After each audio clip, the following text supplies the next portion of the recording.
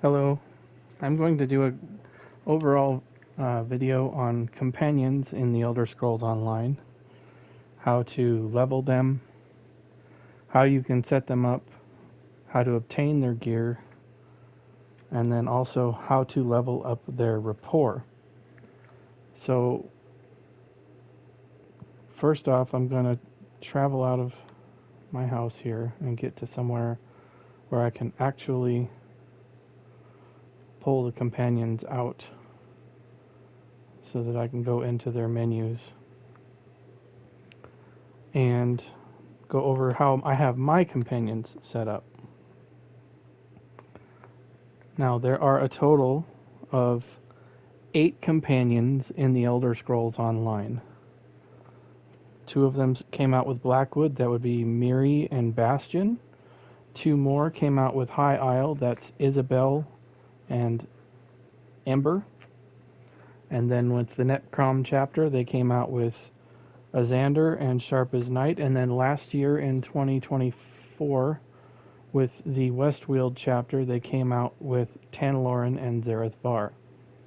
So as you can see, I currently have Ember out with me. And how I figured out how I wanted to set up my companions is you can go into your menu here, and you go into the skills. And then I recommend you go to the very bottom, and you go into this right here. This tells you the class, the racial skill line here will tell you what the companion is essentially going to get buffed over everything else. So Ember has damage done and critical chance.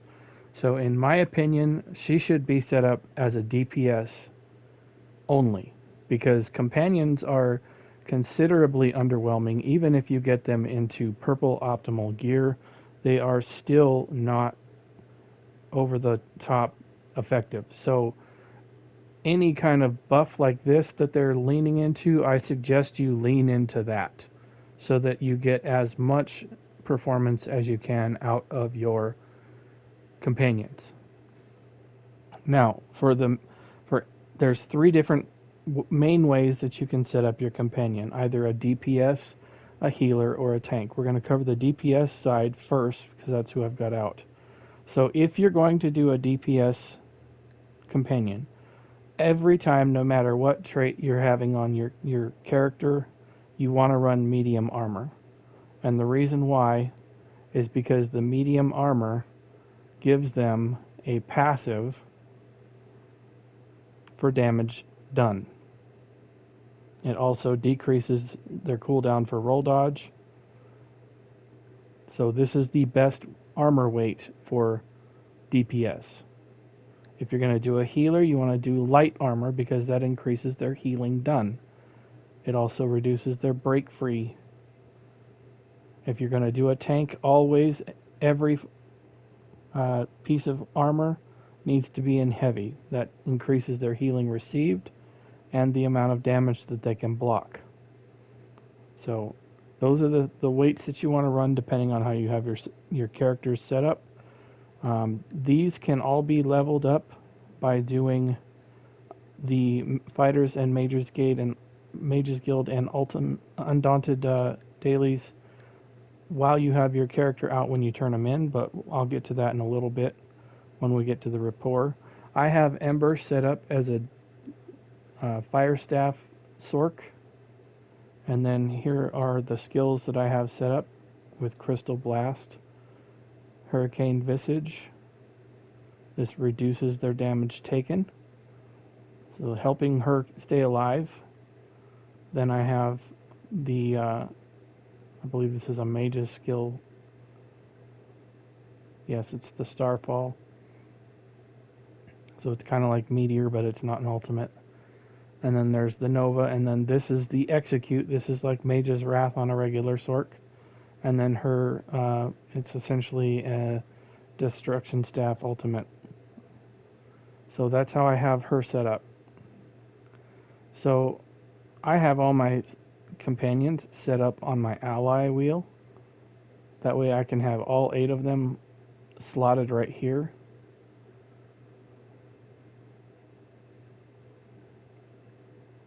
Um,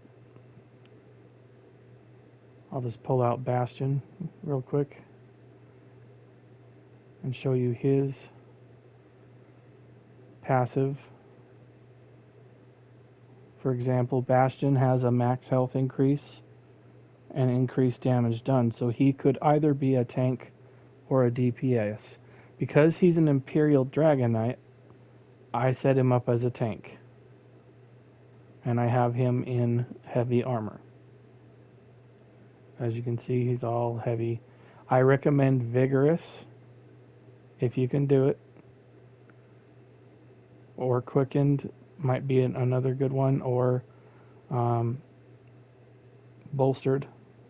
So kind of a good, better, best. Bolstered would be good, Quickened would be better, Vigorous, in my opinion, is the best. For healers, you're going to want to go good, better, best. I don't really have a good for healers. It's either essentially light soothing, or the best one in my opinion is light quickened. And then for DPS, good, better, best is medium shattered, better focused, and the best in my opinion is the aggressive. For DPS, you can set them up with daggers, bows, dual wield, two-handed, or a staff. If you're a healer, you always want to have a resto staff on them.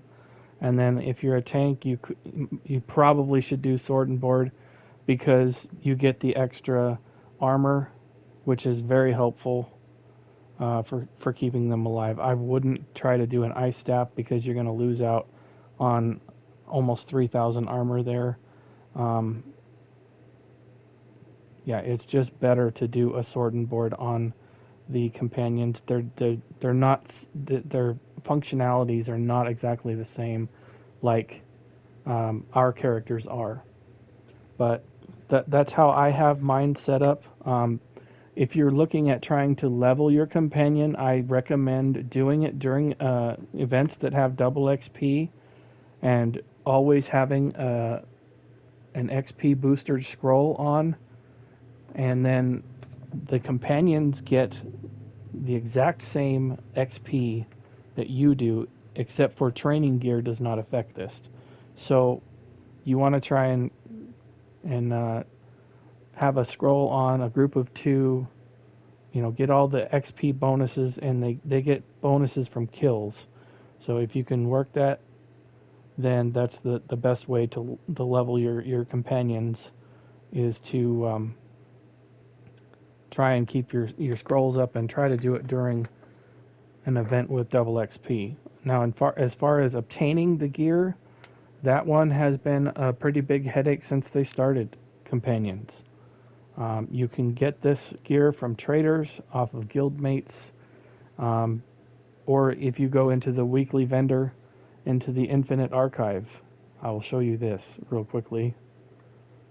You go into the Infinite Archive, which is in Apocrypha.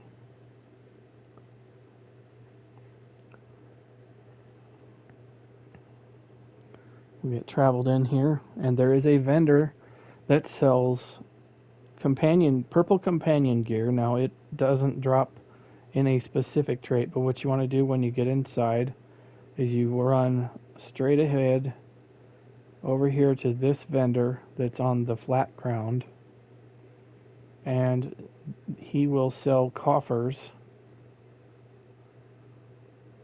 right here. This week it's medium armor. If you want to, you can go run the Infinite Archive and then purchase a coffer to see if you can get a piece of purple companion gear that's optimal.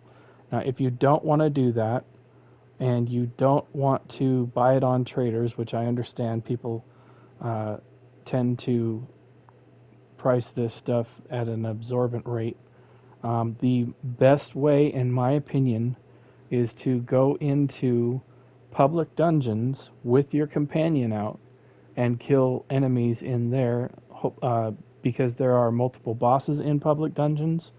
That is, in my opinion, the best drop rate to get companion gear. So now I'm going to talk about rapport leveling. So if you go into the collections and then you go to upgrades right here, you're going to see here are all the companion buffs, amongst some other things. Once you have your companion maxed out with their rapport on one character, these will unlock account wide. So, for example, Embers is when I open a Thieves Guild, it will give me a satchel in there. Or Miri has a treasure bag when you open treasure chests. Or one of the new ones from Zerith Var is a really good one. It's awesome. It's for heavy sacks become visible. They glow, similar to what you get when you have the treasure chest glow from the scrying unlocked. But I'm going to go over how to level up the rapport the fastest you can. So here I've got listed out companion rapport. So each companion main quest that you do is worth 500. And then each companion has specific quests that you can do daily to earn 125 rapport points. That's the biggest that you can move it other than the main quest. An important thing to keep in mind, if you have a quest that is available for a companion, go do that immediately, because I believe that the companion rapport stops advancing until you complete that. So, for example, let's just go here, Azander. If you do your daily enchantment writ, and then you go to the Telvanni Peninsula and do the daily delve quest that's available there, and turn these in while he is out, you will get 250 rapport points for doing that. Then for Bastion, you want to do a Mages Guild daily. That's the only one that I'm aware of that gives you a large rapport boost. But if you have him out when you walk into the Mages Guild, and he will get a buff from that as well. With Ember, you want to do a High Isle Delve daily, or if you're got the patience, you can do the Thieves Guild Heist daily. I don't recommend that. It's not a great activity in my opinion. I would just work on the High Isle daily delve. Very similar, Isabelle has the High Isle World Boss. So essentially, when you pick up the High Isle dailies, you could turn one in with Ember, turn the other one in with Isabelle out. So you see how quickly. And then additionally, you have the Mages Guild daily and the Undonna daily for Isabelle. And then that's going to continue on, because as soon as we get to Miri, she's got the Fighters Guild daily as well. So you could do all three of those guild dailies and turn in. You have to make sure that those specific companions are out when you turn them in. And this Ashlander daily and Sharp as Night also has an Ashlander daily. I will show you where those are at here in just a minute. But Sharp as Night also has the Necrom World Boss daily. Tanloren has the Fighters Guild daily for 125. And doing your Alchemy writs. So Alchemy writs with Tanloren. Azander has the Enchantment writ. And then so you've got dailies from Necrom, dailies from High Isle, your crafting writs, your guild dailies.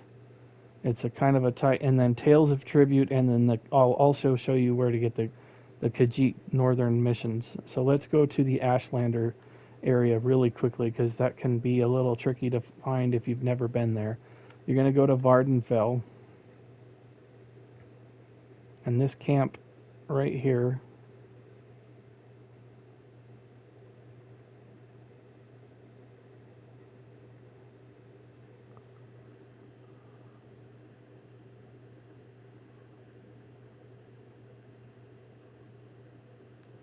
Okay, so here you're at the Aldrune Way Shrine, and there are two mission givers in this camp. to do daily missions on. There's a guy here in this little tent here. So this is the Hunt Master. So this is Sharp as Night's daily. So when you pick up this guy's daily in this tent, you want to have Sharp out when you turn it in. The other mission giver is over here in this other area. This is Noon Mani Rossi. When you pick this one up and complete it, you want to have Miri out when you turn this one in. So let's go to Northern Grotwood is where the Northern Kajit mission is. Now I will show you, if you have not done, you have to do a prologue, or excuse me, a pre-quest in here, the quest starter area.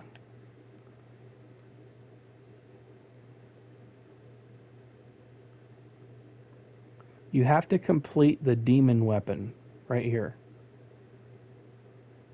And that will get you to the point where you can unlock the daily Kajit missions that are in Northern Grotwood. So you come up to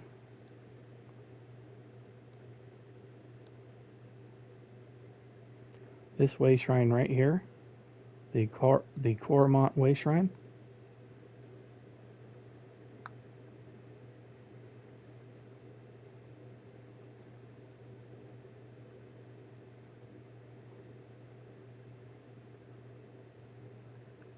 And then from the Way Shrine, you run north. You go across this bridge.